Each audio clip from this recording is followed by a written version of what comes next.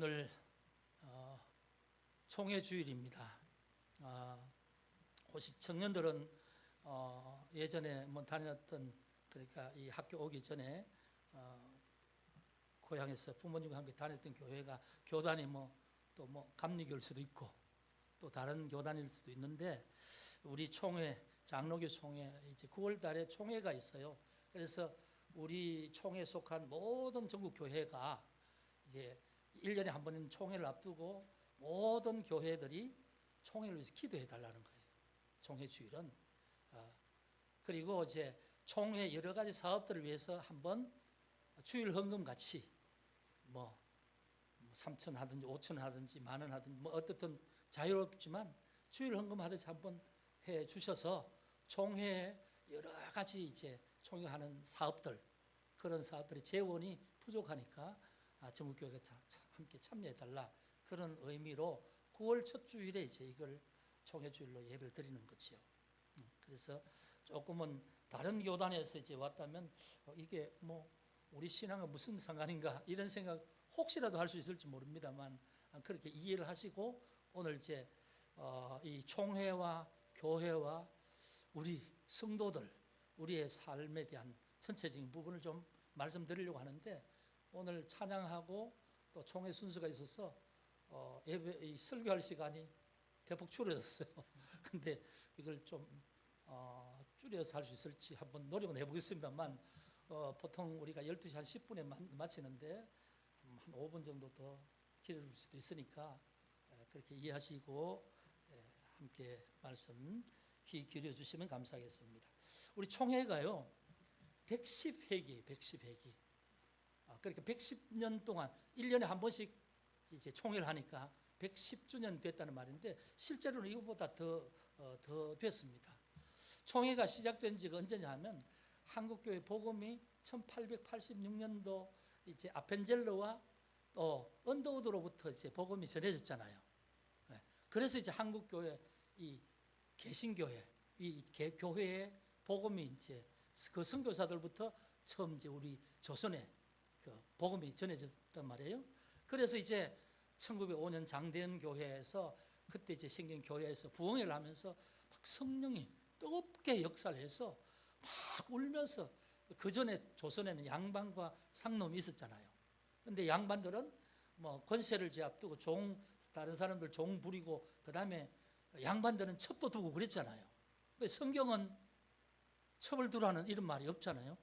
이게 이제 그런 걸 이제 양반들이 와서 전부 회개하고 그러면서, 그건 이제 그때 유교적인 어떤 사회 속에서 그런 제도가 있었지만, 신앙 안에서 하나님께서 주신 말씀과 성령이 강림하셔서 성령이 막 감동을 주시니까 그게 죄인 줄 아는 거죠.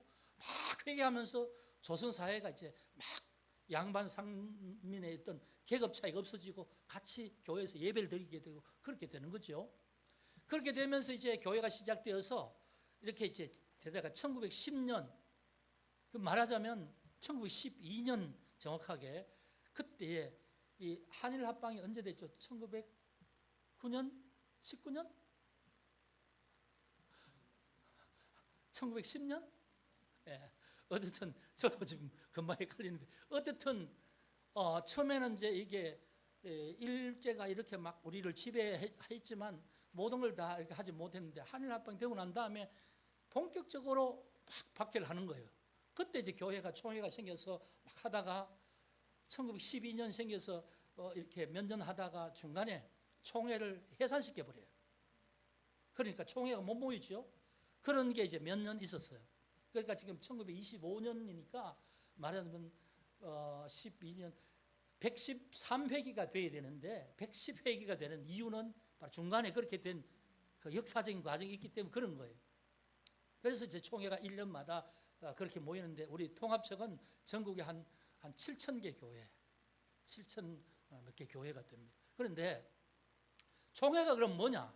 총회는 그 신앙의 어떤 정통적인 부분을 수호하기 위해서, 만약 이단 사이비가 성도들 막, 요즘 이단이 많잖아요. 그래서 막 이렇게 성경과 다른 어떤 걸 막 이렇게 해서 믿음을 흐트리게 되면 교회에게 이 뭐 무리들은 이단이다. 그러니까 절대로 우리 정통 신앙하고 다르니까 우리 신앙을 지키기 위해서는 그들과 접촉하지 마라. 그렇게 이제 총회에서 그런 걸 이제 보고 이런 걸 어떤 신앙을 수호하기 위해서 총회가 방향을 잡아주는 거예요. 그리고 교회가 하지 못하는 큰 일들을 총회가 하는 거죠. 총회 전국교회 모임이니까 만약에 지난번에 우리 영덕하고 안동에 큰 산불이 났잖아요. 수많은 교회도 타고 수많은 지역에 피해가 났는데 개인적으로 어떻게 할 수가 없잖아요. 그러면 총회 차원에서 그런 어떤 재난을 당할 때 총회 어떤 팀들이 구호 활동을 하고 그 어떤 대상자를 구별해서 지원해주고 하는 큰 일들. 그 다음에 군선교, 군 복음을 위해서 하고, 그 다음에 선교사를 파송하고, 오늘 우리가 읽었던 21세기 신앙 고백서, 이게 뭐냐 하면 우리가 사도신경을 보통 고백합니다만 21세기 들어오면서 사회가 다양해지니까 우리 세대들에게 신앙을 다시 내용을 정리해서 이렇게 우리는 이렇게 고백합니다 하는 이런 신앙에 대한 이런 핵심적인 내용들을 가르쳐주고 다음 세대를 교육하고 다음 세대들을 교육하기 위해서 뭐 교재를 만들고 교육하는 방법들을 이렇게 좀 장안에 내고 이렇게 뭐 전국 교회에 알려주고 하는 이런 일들을 해요. 그러니까 총회가 이런 전체적인 일을 하면서 뭐 그래도 그거 하다 보면 전부 다 물질이 다 드니까 좀 이렇게 총회를 위해서 기도하고 참여해 주십시오 하는 거예요. 여러분 이해가 되셨죠? 그래서 오늘 이제 총회 헌금과 주일 헌금을 같이 하는 거예요. 주일 헌금은 총회 헌금으로 바꾸는 게 아니고 주일 헌금은 주일 헌금대로 드리고 총회 헌금 총회 헌금으로 한 주만 드리는 거예요. 그래서 오늘 혹시 준비 못 하신 분은 다음 주 여러분 하시면 모아서 총회로 전달합니다. 자, 이것이 이제 총회 주일에 부탁하는 사항입니다. 그 총회 역할도 말씀드렸고요. 자, 교회는 이제 그 총회 소속돼서 교회가 그 지역마다 그 교회 중심으로 신앙생활을 하는 성도들이 모여 있는 그룹이 교회입니다. 공동체. 교회란 집이 아니에요. 건물이 아니에요. 예수 믿는 성도들의 모임 공동체가 교회인 겁니다. 참 행복한 교회라는 이 교회, 목회자와 성도들이 모여서 예배드리는 우리가 참 행복한 교회인 거죠. 그 교회에 중요한 게 뭐냐면 성도의 신앙이 중요한 겁니다. 교회 건물 잘 짓는다고 교회가 좋은 교회가 아니고 성도들 한 사람 한 사람이 바른 신앙 안에서 정말 하나님의 은혜 안에서 그리스도인으로 잘 살면서 사랑 안에서 공동체가 이루어지면 그게 좋은 교회죠. 여러분 교회란 그런 겁니다. 교회란 뭐 교회 안에서 프로그램이 재미있다. 그래서 좋은 교회가 아니에요. 뭐 교회가 시설이 좋다. 그렇게 해서 좋은 교회가 아니라 그 좋은 그릇 안에 좋은 복음이 계속 전달되고 선포되고 성도들이 그 복음 안에서 믿음 생활하면서 하나님 앞에 자녀다운 삶을 살 수 있으면 좋은 교회죠. 네. 그래서 이제 교회란 그런 것이기에 목회자 중심으로 예배를 인도하고 말씀을 가르치고 또 선교 전도를 하고 또 계속해서 이제 서로 공동체 안에서 서로 나눔을 하고 코이노니아 교제를 하지요. 그게 이제 각 모든 부분이 신앙 안에서 살아 움직여야 살아있는 교회가 되는 거죠. 여러분 교회란 한 부분에 뭐 우리가 눈으로 보기에 뭐 좋다 그게 아니라 그 모든 것이 이루어지려면 한 사람 한 사람의 영혼 속에 예수 그리스도의 복음이 고백되어져야 되고 그 고백이 그 사람들의 삶 속에서 표현되어야 되는 거예요. 그래서 교회는 그 역할을 하는 거죠. 목회자는 그 역할을 하는 거죠. 그러면 교회 역할과 총회의 역할을 제가 이제 설명드렸는데 오늘 제목이 총회와 교회와 총회 신앙인의 역할이라고 그랬잖아요. 그럼 신앙인 우리들은 무엇을 어떻게 해야 되느냐 그 말이에요. 제가 드리고 싶은 말씀의 초점이 여기니까 이 부분을 여러분 잘 좀 들어주시면 좋겠어요. 여러분 우리가 신앙생활을 잘한다 할 때 무조건 뭐 열심히 하고 무조건 뭐 교회 온다고 잘하는 게 아니고 바른 신앙을 고백할 수 있어야 되는 거죠. 바른 신앙이 뭐냐? 일하는 이 바른 신앙에서 이탈돼서 이상하게 가는 게 변질된 게 사입이죠. 그럼 바른 신앙이 뭐냐 하면 성경적인 신앙이다. 그래서 종교개혁 정신을 제가 계속 말씀드리잖아요. 종교개혁의 정신이 뭐냐 하면 돈을 주고 구원을 사는 게 아니에요. 면죄부로 천국에 가는 게 아니라는 거죠. 성경에 그런 게 없다는 거예요. 그게 말틴 루터가 하는 말이에요. 그럼 바른 신앙이 뭐냐? 오직 성경이 진리임을 받아들이는 게 바른 신앙이다. 그 다음에 성경에서 말하는 게 뭐냐 하면 하나님이 살아계셔서 만물 창조하신 하나님이 우리에게 구원이라는 은혜를 주셨다. 그래서 솔라 그라티아 그러지 않습니까? 오직 은혜, 오직 말씀, 오직 은혜. 이 말은 성경만이 진리다. 교환의 말이, 교황이 말하는 가르침이 뭐 교리가 진리가 아니라 성경이 진리다. 그게 이제 바른 신앙의 첫 번째 조건이에요. 그 다음에 우리의 구원은 뭐 교황이 죄사 주느라 이런 게 아니고 하나님이 우리의 죄를 사해 주시는데 그게 하나님의 은혜라 그 말씀입니다. 이게 오직 은혜, 솔라그라치아, 종교개혁가들의 그 구원입니다. 그다음 세 번째는 뭐냐 하면 그럼 우리의 구원을 어떻게 이루시느냐? 예수 그리스도의 십자가의 공로로 피 흘리심으로 말미암아 우리의 죄와 허물을 하나님께서 다 용서해 주셨다. 그게 세 번째예요. 그래서 우리는 오직 예수 그리스도로 말미암아 속죄함을 이루었다. 이해되시죠? 제가 어려운 말 하는 게 아니죠. 그 예수 믿으면 이런 부분은 그냥 간단하게 내가 분명히 말할 수 있어야만 됩니다. 그런데 뭐 무턱대놓고 믿어라 그런 게 아니고요. 그럼 네 번째, 그러면 하나님께서 주신 은혜와 구원을 속죄함을 이루기 위해서 해야 될 게 뭐냐? 우리는 오직 믿음으로만, 우리의 행위나 우리의 선행이나 우리의 공로가 아니고 누구의 공로로 뭐 우리가 천국 가는 게 아니고 오직 우리 한 사람 한 사람의 믿음으로. 그래서 솔라 피데, 오직 믿음. 그것으로서 우리는 하나님의 자녀가 되었다는 거예요. 이게 바른 신앙이에요. 바른 신앙의 고백이에요. 그럼 그걸로 끝나느냐? 아닙니다. 그 바른 신앙의 시작이지요. 그걸 우리가 알아야 바른 신앙인으로서 역할을 하는 겁니다. 삶을 살아가는 거죠. 그럼 우리는 자, 성경을 믿고 받아들이고 하나님의 은혜임을 알고 예수 그리스도의 십자가 속죄함을 이뤘다는 것을 고백하고 그걸 내가 믿는다면 그건 뭐냐 하면 그게 기독교 신앙의 가장 기본적인 것이라는 거죠. 보통 말씀을 보면 여기에서도 확고하게 믿지 못하는 분이 있어요.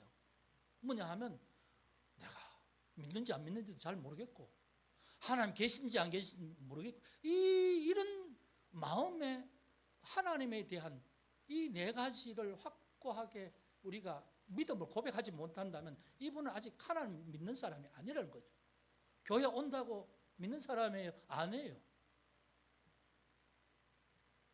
그래서 이건 아주 기본적인 그런 내용으로서 믿음입니다. 믿음. 자, 이걸 한 사람은 그러면 그 다음에는 우리가 어떻게 해야 될 것인가? 내가 믿는다는 것을 내 속으로만 생각하는 게 아니고 밖으로 드러내는 거죠. 이게 뭐냐면 세례받는 거예요. 성삼위 이름으로 세례를 주노라 할 때 나는 내가 죄인임을 알고 예수 그리스도의 십자가의 보혈로 구원받을 나는 믿습니다. 서약하고 공포하잖아요. 교회 성도들 앞에서. 그리고 이제 십자가 그 예수님의 그 어떤 그 성삼위 이름으로 세례를 주노라 하면서 받죠. 받을 때 내 신앙이 모든 사람들이 공포가 되는 거죠. 그리고 이제 예수 믿는 사람이 이제 교회 등록 교인이 되면 그 다음에 이제 예배 드릴 때 성찬식 할 때 성찬식을 참여하잖아요. 성찬식은 뭐냐면 예수 그리스도의 십자가에서 흘리신 피와 찢기신 살을 상징하는 거잖아요. 상징하는 것을 예배 드리면서 함께 참여하죠. 그 고백을 하죠. 그러니까 나는 이제 예수 그리스도를 통하여서 내 죄가 용서받고 예수님의 살과 피를 상징적으로 내가 직접 먹음으로써 예수의 피와 살로 우리는 모두가 다 한 공동체다. 형제 자매다. 성은 다르지만, 가정은 다르지만 신앙 안에서 하나님의 은혜를 함께 받고 예수 그리스도를 통하여서 구원받은 형제 자매로서 우리는 나이가 많거나 적거나 우리는 같은 형제다. 이게 이제 성찬을 통해서 고백되어지는 거예요. 이건 이제 교회에서 하는 거죠.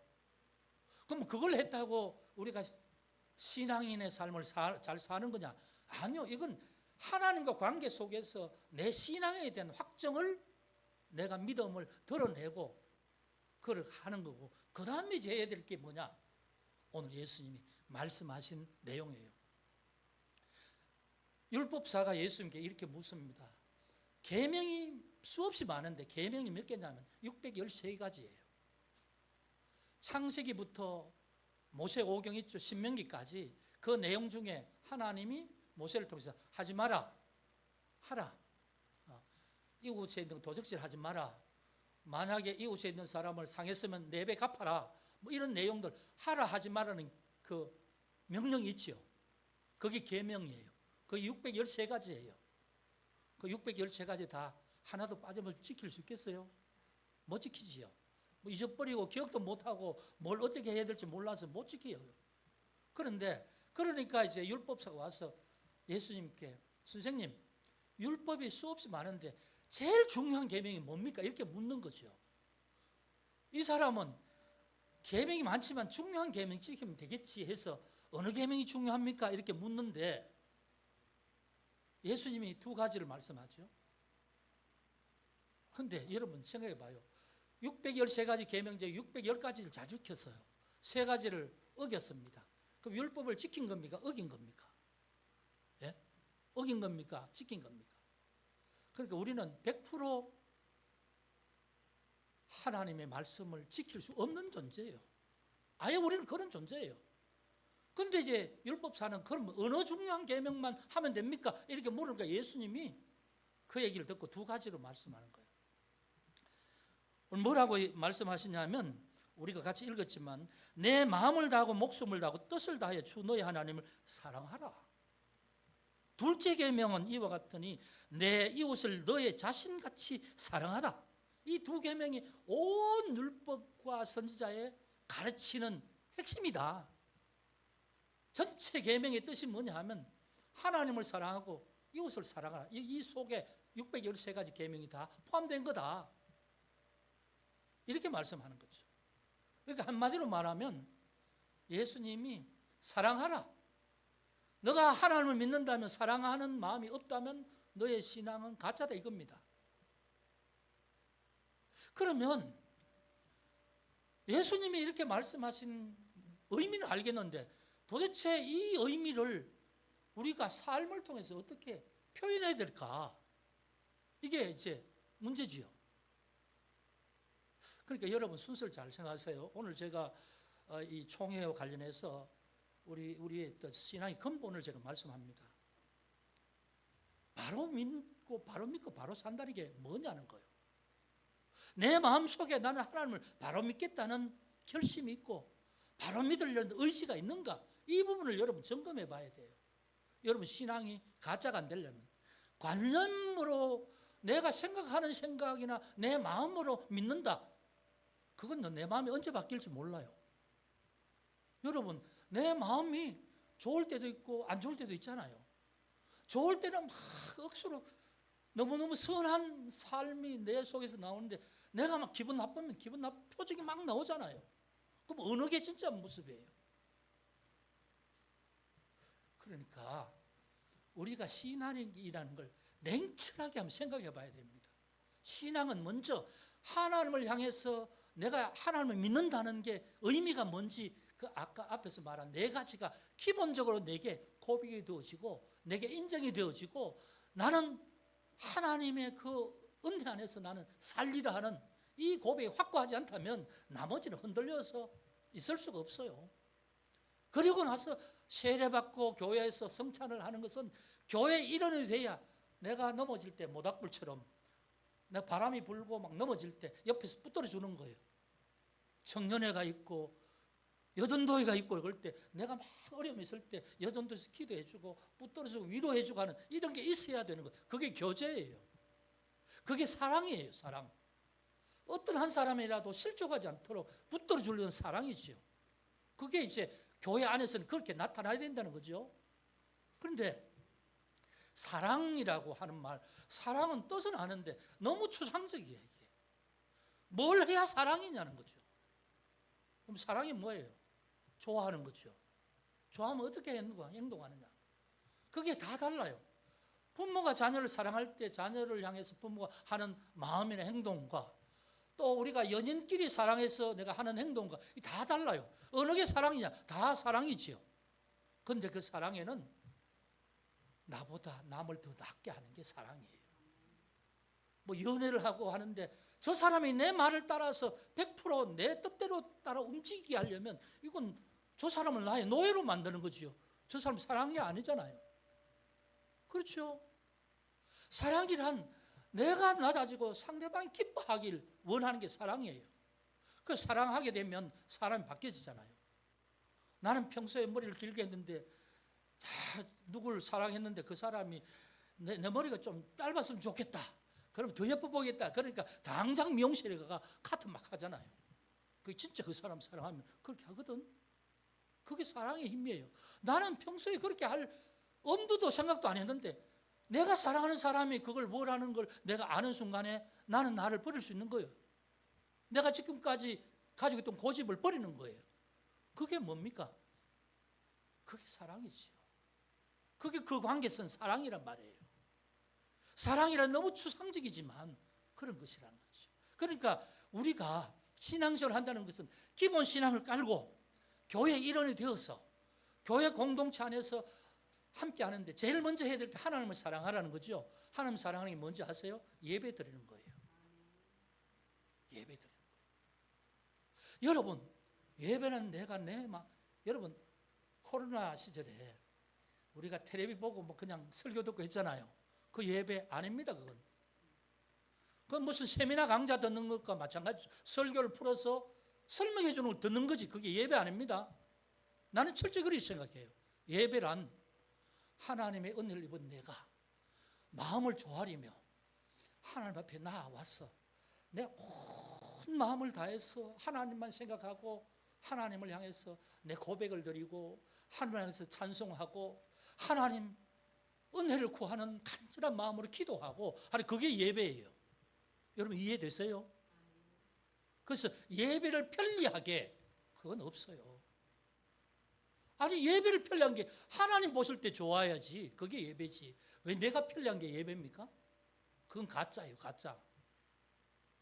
예배 우리가 찬양하면서 막 흥겹게 하는 것 그게 예배인 줄 알죠. 물론 그 찬양을 통해서 우리의 마음이 열려지는 도구로서는 좋은데 그게 내 감정의 발산일 수도 있어요. 그건 예배가 아니죠. 여러분 잘 생각해야 됩니다.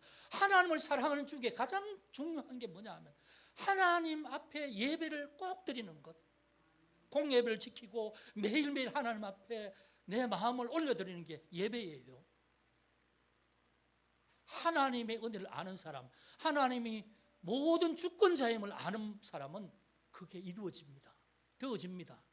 그런데 하나님을 별로 제 일로 생각하지 않는 사람은 내일이 바빠요. 월요일날 시험 치는데 오늘 예배 교회까지 못 갔다 오고 그냥 편하게 해야 되지. 집에서 기도하면 되지. 그거요. 그 마음에 하나님이 자리 잡고 있는 게 아니고 자기 가치가 자리 잡고 있는 거예요. 하나님 앞에 예배 드리는 건 여러분 이 자리에 있다고 예배 드리는 거 아니에요. 이 자리에 있어도 내 생각에 기숙사에 내가 뭘 빠져났나? 내일 모레 뭐 돈이 좀 필요한데 돈 어디서 구하지? 이 생각이 있다면 그건 예배가 아니에요. 이미 그건 자기 자아가 자기의 생각과 마음을 지배하고 있기 때문에 하나님 앞에 예배드릴 때는 내 생각, 오늘 예수님 그러잖아요. 마음을 다하고 목숨을 다하고 뜻을 다하여 주 너의 하나님을 사랑하라. 예배는 온전히 하나님 앞에 나를 드리는 시간이 예배 시간인 줄 믿으시기 바랍니다. 이게 예배예요. 이게 되지 않는다면 여러분 예배 드리는 자세에 문제가 있는 거죠.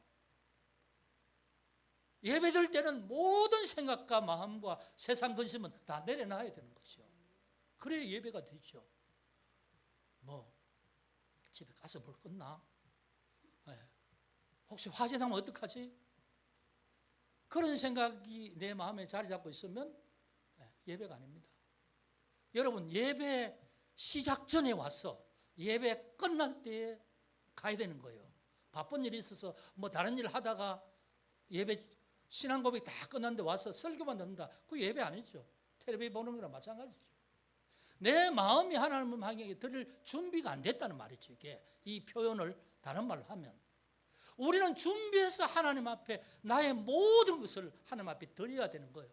이게 예배입니다.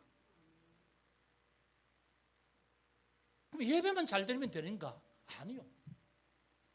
기본적으로 우리가 해야 될 것은 하나님을 사랑하는 일 중에 가장 중요한 게 예배지요. 그리고 하나님을 제일로 생각하는 게 우리의 신앙의 가치관이에요. 하나님의 말씀의 진리라면 매일매일 진리의 말씀을 내가 매일매일 영의 양식으로 먹으라고 우리가 늘 그렇게 들었잖아요. 매일매일 읽는 거예요. 한 장씩 읽더라도. 매일매일 하나님 앞에 저녁마다 기도하는 거예요. 하나님 하루를 살았는데 잘 살았는지 모릅니다. 여러분 예배란 뭔가요? 예배란 오늘 살아있는 나를 하나님 앞에 드리는 게 예배예요. 예배는 내가 예배 드리는데 어제 걸 예배 드릴 수 없잖아요. 예배란 이겁니다. 과거에 하나님께서 내게 베푸신 은혜를 지금 살아있는 내가 지금 기억하고 고백하는 것. 미래에 되어질 일들을 우리가 뭐 내일 뭐 어떤 일이 그게 아니고 성경에서 말씀하신 하나님의 약속 있죠. 종말이 올 것이다. 또 너희가 믿음으로 인내하면 하나님께서 선한 것으로 보응하실 것이다. 갚아주실 것이다. 이런 성경의 약속들이 있죠. 약속들을 내가 지금까지 믿어왔던 하나님을 믿기에 그 하나님이 성경에 약속하신 미래의 일들을 나는 바라는 거예요. 바라면서 하나님 그것이 그렇게 하나님 말씀하셨으니 약속하셨으니 되어질 줄 지금 믿습니다. 그러니까 예배는 지금을 하나님 지금 살아있는 내가 지금 내 마음을 하나님께 드리는 게 예배예요. 그러니까 내가 지금 여기에서 다른 생각한다면 예배가 아니라는 말이 맞죠? 그래서 예배란 과거에 우리에게 베푸신 은혜를 기억하고 상기하며 성경에서 약속한 미래의 일들을 소망하며 바라며 이루어질 것을 믿고 오늘 하나님 앞에 감사하는 거예요. 지금 감사하는 거예요. 이게 예배입니다. 예배. 순서는 뭐 여러 가지 많지만 내 마음을 다하여 뜻을 다하여 내 영혼과 내 마음과 내 모든 몸까지도 내 입술로 고백하며 내 생각으로 그 말씀에 동의하며 하나님 앞에 나가는 거예요. 이해가 되세요? 예배는 그거예요. 그게 하나님 사랑하는 거예요. 그러면 두 번째가 남아있죠. 그럼 그걸로 끝이냐? 아니. 그러면 우리가 삶으로 살아야 된다는 거예요. 하나님 앞에 은혜 받은 자로 살아야 된다는 거예요. 하나님께서 내게 구원하신 자로서 자녀로서 살아가야 된다는 거예요. 한국교회의 문제가 뭐냐 하면 나는 하나님 믿기 때문에 구원 받았어 이걸로 끝이에요. 그 다음에 돌아서서 내가 하고 싶은 거 다 해요. 말하자면 믿는다 하는 게 마음으로 믿는 걸 믿는다고 생각하는데 아니요. 성경은 절대로 그걸 믿음이라고 하지 않습니다. 성경은 내가 그렇게 살아가는 것, 믿는 자의 삶 자체가 내면적으로는 우리 영혼의 고백과 마음의 하나님의 은혜를 인정하고 느끼면서 삶으로는 내 육신의 모든 삶을 같이 움직이면서 그렇게 신앙인으로서 그렇게 하는 게 그게 믿음이라는 거예요. 그러니까 믿음은 삶이 빠진 믿음이 없어요. 우리가 믿음 그럴 때 뭐 믿음은 마음으로 생각하고 뭐 인정하는 거지. 아니요. 그게 믿음 아닙니다. 그렇게 오해하니까 예수 믿는 사람들 중에 물론 믿음에 천차만별이 있겠지만 자기 마음대로 하는 사람이 많이 있잖아요. 자기는 믿는다 하면서 행동은 자기 마음대로 하는 거예요. 자기가 하고 싶은 대로. 난 원래 고집이 있어. 나는 원래 이렇게 하는 성격이. 그런 게 어디 있어요, 그런 게. 나는 말 한마디 나는 속에 담고 있지 못하고 해야 돼. 그래서 자기가 말하는데 다른 사람 상처가 되는 말도 막 그냥 하는 거예요. 그게 믿는 자라고요? 자기는 그렇게 생각하지만 성경으로 보면 그게 믿는 자가 아니라는 거예요. 믿음은 삶까지 어우러져야 그게 믿음이라는 거죠. 믿는 자. 그래서 제가 오늘 말씀드린 이웃을 사랑하라는, 그 사랑하는 게 너무 추상적이니까 제가 에베소서의 말씀을 같이 읽은 겁니다. 자, 에베소서를 봅시다. 그럼 우리가 어떻게 사랑을 실천하면서 살 것인가? 에베소 4장 이 말씀을 우리가 읽어가면서 제가 좀 설명을 좀 드리겠습니다. 우리가 이제 하나님의 자녀가 됐지요. 그러면 우리가 자녀로 살아갈 책무가 있는 거, 책무가. 네가 뭐 마음으로 그래 믿는다고 생각하면 다 믿는 게 아니라 예수님은 하나님을 사랑하고 이웃도 너 자신까지 사랑하라. 이것이 온 율법이다 이 말입니다. 온 율법. 이것대로 살아가면 율법 하나하나 따지며 살려고 하지 않아도 저절로 하나님 보실 때 그렇게 된다는 거죠. 포괄적으로 그 의미를 말하는 거예요. 그러면 우리는 머리가 나빠서 그걸 다 모르니까 성경에서 사도 바울은 에베소서 교회에게 어떻게 하라는 말로 오늘 말했는지 봅시다. 4장 13절 우리가 다 하나님의 아들을 믿는 것과 아는 일에 하나가 되어 온전한 사람을 이루어, 여기까지 봅시다. 우리가 믿는 자들 다 하나님의 아들 누굽니까? 예수님이죠. 예수님을 믿는 것과 아는 일에 하나가 되어서, 믿는 것과 아는 것, 안다고 다 믿어요?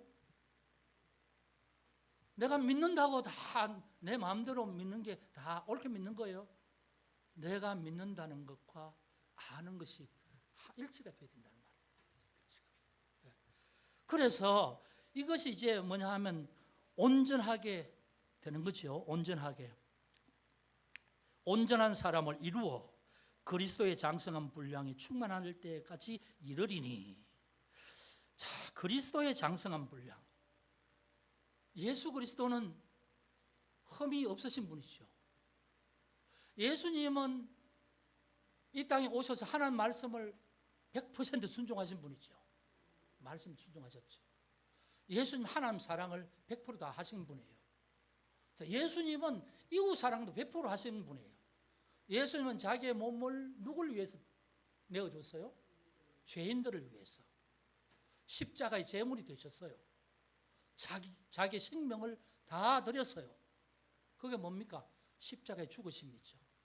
피를 흘리시고 살을 찢기신 거죠. 이걸 왜 그렇게 하셨을까요? 죄인들이 그것 외에는 하나님 앞에 속죄함 받을 길이 없으니까. 여러분 아멘입니까? 예? 예수님이 하셨잖아요. 예수님은 하나님이 보내신 성자로 오셔서 사람의 모습으로 오셨지만 참 하나님과 참 사람이 되셔서 하나님 앞에 사람으로 100% 순종하고 형제를 위하여 죄인을 위하여 자기를 100% 내어드리고 퍼펙트 100%의 사랑을 이루신 분이 예수님이시죠.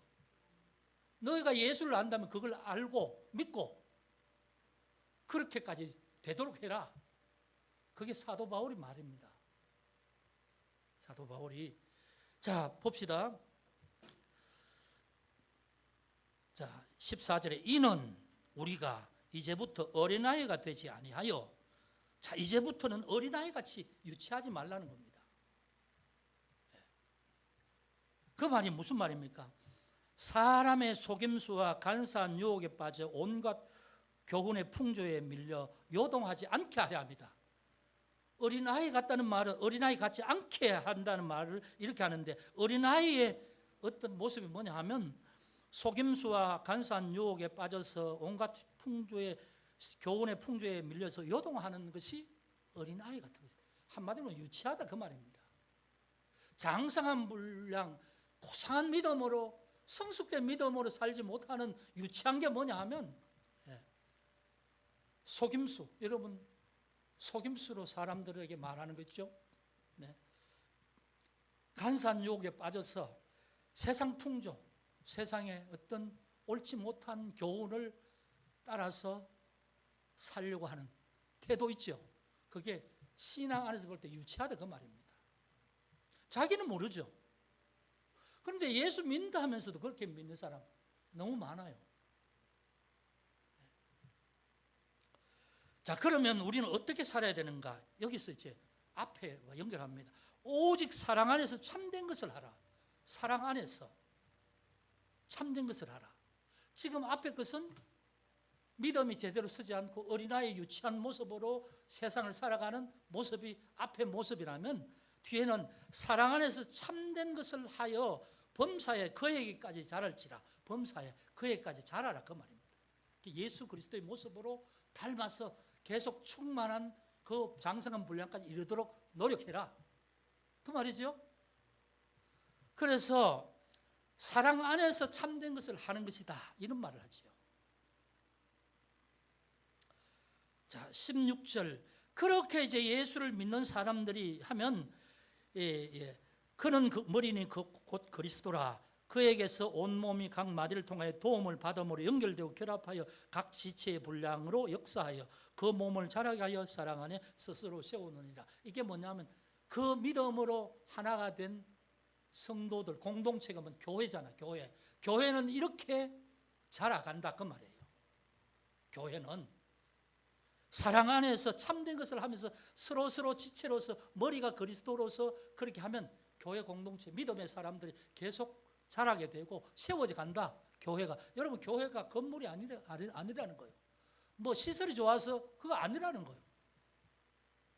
교회가 좋은 교회라면 교회에 속한 성도들이 바른 믿음 안에서 바른 삶을 통해서 사랑을 품고 그 교회 공동체가 존재한다면 그 교회는 좋은 교회예요.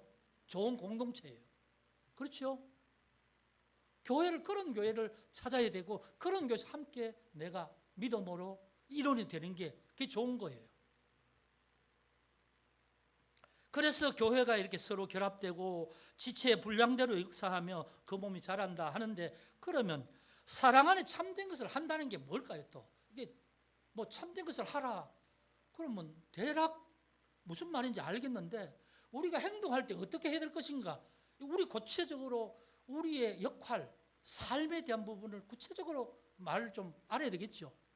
그래서 에베소서 4장 25절부터 32절 봅시다. 여기에서 시간이 조금 지나갔지만 제가 여러분 이것을 간단하게 말씀드리고 예배를 마치도록 하겠습니다. 그런즉 거짓을 버리고 참 사랑으로 서로에게 행하는다는 게 뭔지를 보세요. 거짓을 버리고 각각 그 이웃과 더불어 참된 것을 말하라. 여러분, 언행. 그리스도인은요, 언행에서 달라야 합니다. 은혜의 말이 나와야 돼요. 예수 믿는다면서 화내서 막 독한 말 하는, 그건 예수 믿는 사람이 아니죠. 참된 것을 말하라. 은행에서 달라야 된다는 말이죠. 그리고 참된 것을 앞에서 보면 거짓 것을 버리라 그랬지요. 간사한 말, 뭐 악독한 말을 버리라고 하지 않았습니까? 그러니까 이제 여기에는 거짓 것을 버리고 각각 그 이웃과 더불어 참된 것을 말하라. 이는 우리가 서로 지체됩니다. 서로 믿음 안에서 한 예수를 통하여서 한 가족이 됐다. 교회 안에서 서로에게, 그러니까 서로에게 질투하지 말아야 돼요. 잘 되면 축하하고 어려우면 기도해주고 위로해주고, 그게 교회 안에서 해야 될 일이죠. 그 다음, 분을 내어도 죄를 짓지 말며 해가 지도록 분을 품지 말라. 분을 내도 죄를 짓지 말며. 여러분 어떨 때 화날 때 있지요. 사람인지라 내 속상할 때 있잖아요. 근데 속상할 때 그 속상한 걸 입으로 탁 내뱉는 순간 하나님 앞에 범죄하는 거예요. 내 속으로 속상한 거 하나님이 아시지요. 참아야 되지요. 그래서 오늘 이 말씀은 분을 내어도 죄를 짓지 말라. 여러분 형제 간에, 부부 간에, 부모 자녀 간에 독한 말 하면 안 돼요. 마음 상한 말 하면 안 된다는 말이에요. 하나님 원하시는 거 아닙니다. 그리고 그 말을 하는 순간에 상대방을 상처 주고 상대방을 불편하게 하고 그러잖아요. 그러니까 그런 말을 하지 말라는 거예요. 분을 내어도 죄를 짓지 말라. 밤새도록 분을 품지 말라. 해가 지도록 분을 품지 말라. 그러니까 털어버리라 그 말이죠. 여러분 원수를 용서하라, 원수를 사랑하라는 말이 원수가 이뻐서요. 그게 뭐냐 하면 내 마음에 원수를 미워하는 마음을 가지고 있을 때 벌써 내 영혼이 그 독가스로, 영혼의 독가스로 가득 지배받게 돼요. 왜? 악한 마음에서 악한 말도 나오지 않습니까? 그러니까 내가 원수를 사랑하고 잊어버리라, 원수를 오히려 용서하라, 이 말은 원수가 이뻐서 잘 되라고 그게 아니라 내가 아무리 미워도 원수라도 그 사람은 그 사람대로 그냥 잘 살아가요. 그 더 화가 나잖아요. 근데 그게 아니고 나를 위해서, 내 영혼을 위해서 잊어버리라, 용서해주라, 오히려 불쌍하다고 여기고 축복해주라. 그게 성경의 가르침이에요. 그러니까 분을 품지 말고 죄를 짓지 말고 분을 품고 있다면 벌써 내 마음에 악함이 가득 차게 되고 사단이 나를 지배하기 시작합니다. 뭔가 상대방이 잘못되기를 바라는 마음이 있고 저주하는 생각으로 가득 차고 그렇잖아요. 그런 걸 버리라는 거예요.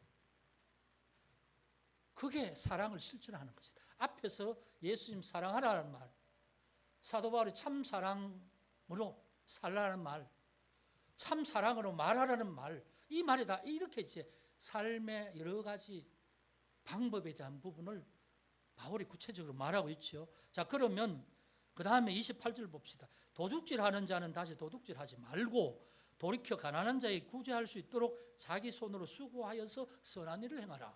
이 말은 뭡니까? 도둑질하는 사람은 노력하지 않고 다른 사람 좋은 걸 훔쳐서 자기 것으로 만드는 자잖아요. 이게 도둑질하는 거죠.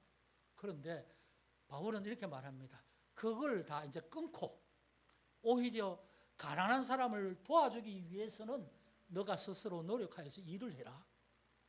네가 정당하게 번 물질을 통해서 너보다 힘들고 어려운 사람을 도와줄 수 있는 능력을 네가 가져야 된다.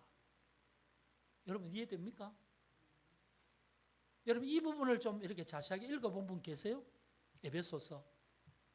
우리는 바쁘니까, 우리는 늘 분주하니까 성경을 찬찬히 읽어볼 수가 없지요. 성경을 읽어보면 이런 구체적인 말씀들이 우리에게 직접적으로 하나님 말씀으로 음성으로 들려주고 있는데 우리가 안 읽잖아요. 잘 모르잖아요. 그러니까 뭐 사랑하라 그러는데 뭐 사랑하라는 걸 알겠는데 뭘 해야 될지 모르죠. 구체적으로 해야 될 게 바로 이런 겁니다. 이런 거. 그 다음 29절. 무릇 더러운 말은 입 밖에도 내지 말라. 더러운 말. 더러운 말은 입 밖에도 내지도 말라. 오직 덕을 세우는 데 소용되는 대로 선한 말을 하여 듣는 자들에게 은혜를 끼쳐라. 여러분 예수 잘 믿는 사람은요 표가 나요. 말하는데 큰 소리도 안 쳐요.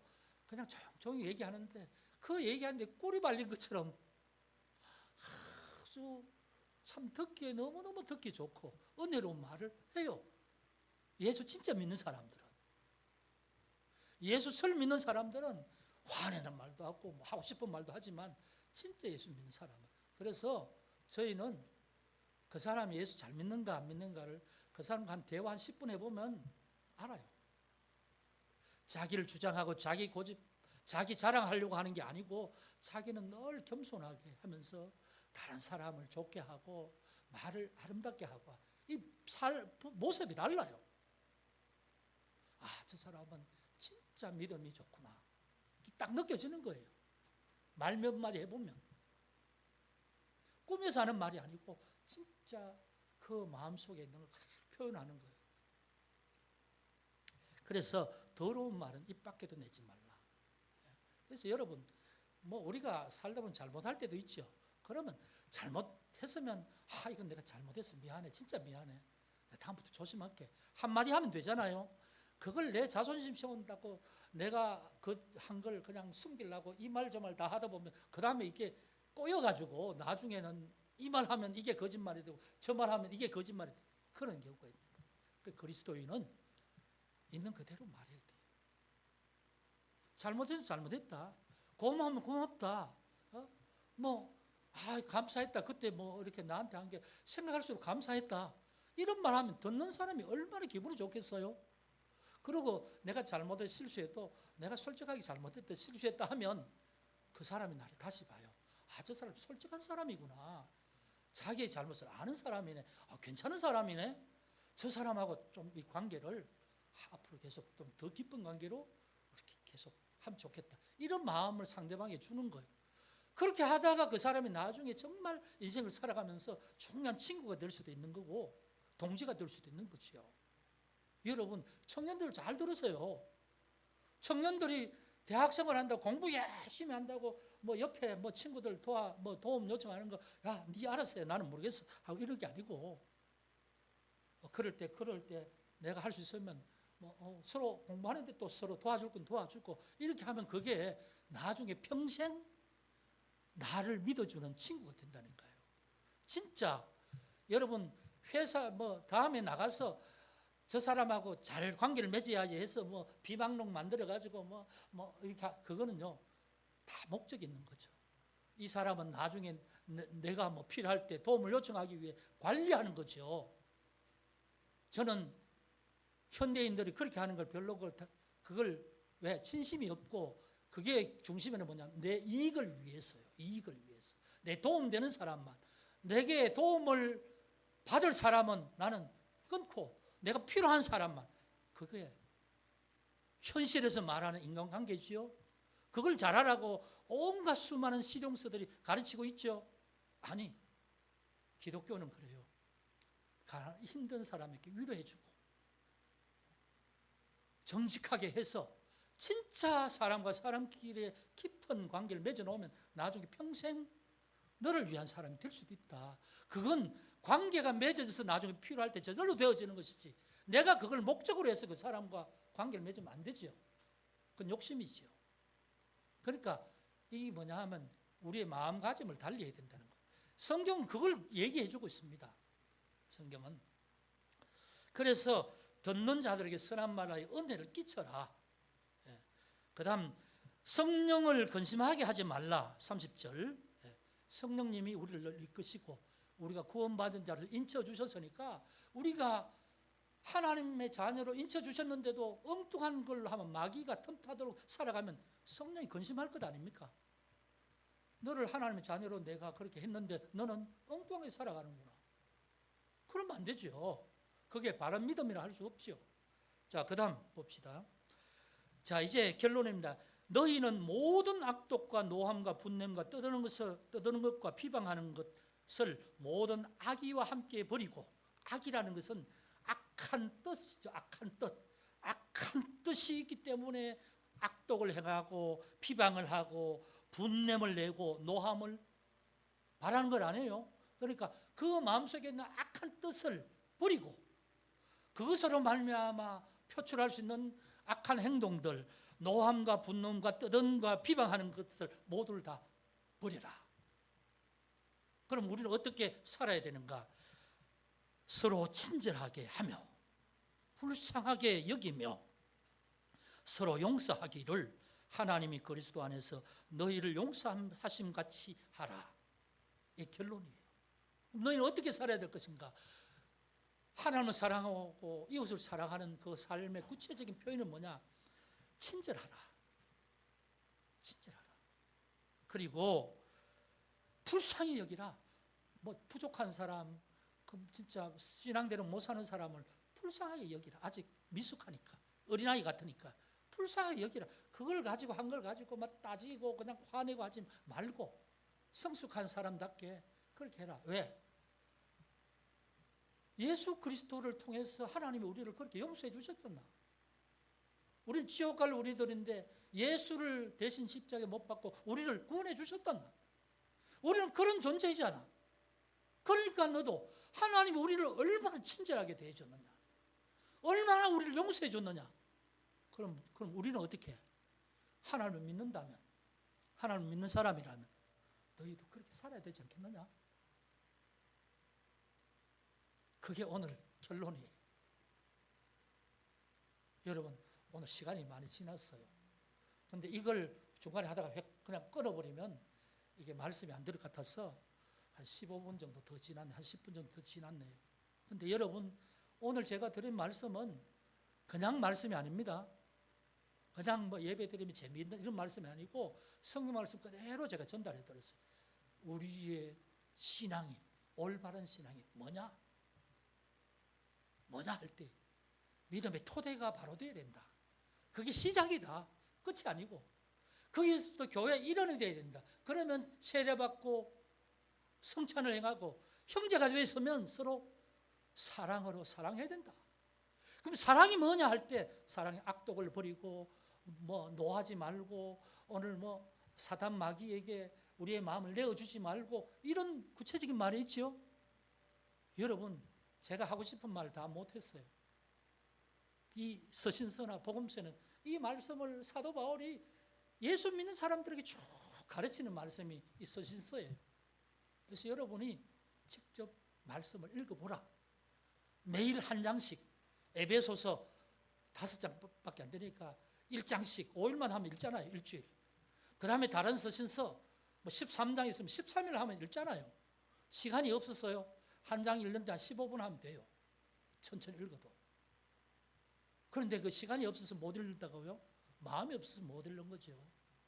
하나님을 사랑한다면 우리가 육신의 배고픔을 위하여서 하루 3끼 양식을 먹듯이 하루에 말씀, 하나님의 말씀 한 장씩 읽어가면서 내 영혼에 필요한 것, 하나님이 나를 어떻게 살라고 하시는가 하는 이 말씀을 하루에 15분 내에서 하는 말씀 못 읽는다고요?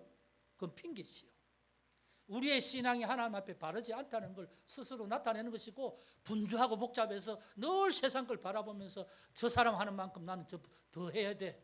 이런 마음으로 살아간다면 여러분 삶이 얼마나 분주하겠어요? 얼마나 복잡하겠어요? 생각이 이 생각 저 생각 해서 머리가 복잡하겠어요. 그런데 참신앙을 가지고 하나님 오늘 은혜로 하루를 살겠습니다. 오늘 하루 시간 하나님이 주신 시간이잖아요. 하나님 내게 생명 안 주셨으면 내가 나의 현재가 있나요? 생명이라는 시간이에요. 시간이기도 하고 내 육신의 정상적인 존재이기도 하고요. 여러분, 지금 살아있다는 게 숨 쉬는 거잖아요. 만약에 호흡을 하고 이 산소를 내 몸에 받아들이는 이 계통에 한 가지라도 고장이 나면 숨 못 쉬는 거죠. 공기가 없다면요, 숨 못 쉬는 거죠. 그럼 못 사는 거죠. 생명이 없는 거잖아요. 그런데 하나님이 이 외기를 다 그렇게 조성하시고 우리의 기관을 건강하게 하시고 이렇게 소통해서 이 산소가 들어가 이산화탄소가 나오도록 우리를 다 만들어 놓으셨잖아요. 그래서 내가 저절로 밥 먹는 것 같지만 하나님이 그런 걸 통해서 밥을 먹고 소화시키게 하잖아요. 그게 하나님의 은혜인 줄 알아야 돼요. 근데 세상에 그 은혜를 하나님의 은혜로 아는 사람이 얼마나 될까? 우리는 알아야 되죠. 예수 믿는 우리는. 그러니까 날마다 감사하죠. 감사. 내가 현재 존재하는 게 감사해요. 누구에게? 하나님 앞에. 왜? 그분이 창조주이시니까. 그분이 나의 아버지시니까. 그걸 잊어버리면 신앙인이 아니다. 하나님을 참으로 믿는 사람이 아니다. 저는 그렇게밖에 볼 수가 없고 그렇게밖에 말씀드릴 수가 없어요. 그래서 여러분, 제가 오늘 이 말씀이 쉬운 말씀도 아니고 여러분 다 알아듣게 말씀드렸지만 이렇게 우리가 삶에 실천하기에 쉬운 게 아닙니다. 그렇지만 알았으면, 그리스도의 지식을 우리가 알았으면 우리가 믿는 자로서 실천하려고 결단을 해야 되고 하루하루 힘들지만 해보는 거예요. 실천해보는 거죠. 훈련, 우리 몸에 젖어들게 매일 묵상도 하고 매일 말씀도 있고 하는 거죠. 그렇게 할 때 여러분 평생 하나님의 자녀로서 하나님 은혜 아래 살아갈 줄 믿습니다. 이때가요 가장 중요한 때예요. 세상 나가면, 직장 나가면 못해요. 왜? 너무 바빴어. 너무 힘들었어. 그러니까 지금 공부할 이 시기에 여러분 신앙의 기초를 잘 놓고 오늘 제가 말씀드린 신앙의 삶대로 하나하나 하셔서 졸업할 때는 여러분 신앙에 꽉 예수의 온전한 분량, 그리스도의 온전한 분량에 이르기까지, 예수님처럼은 안 되지만 그래도 예수님 보실 때에 좋아 너를 보면 날마다 내가 기쁘다 하실 하나님의 그 만족하심을 그려가면서 여러분 매일을 사실 수 있으면 좋겠습니다. 그런 여러분 되시길 주의 이름으로 축복합니다. 기도하겠습니다. 아버지 하나님 감사합니다. 오늘 우리가 그리스도인으로서 어떻게 살아가야 될지를 말씀드렸습니다. 총회 주일 또 교회와 우리 자신들의 역할을 생각하면서 참된 그리스도인으로 살아갈 수 있도록 저희들을 붙들어 주시고 저희를 인도하여 주옵소서. 지혜와 명철을 더하여 주옵소서. 예수 그리스도 이름으로 기도합니다. 아멘.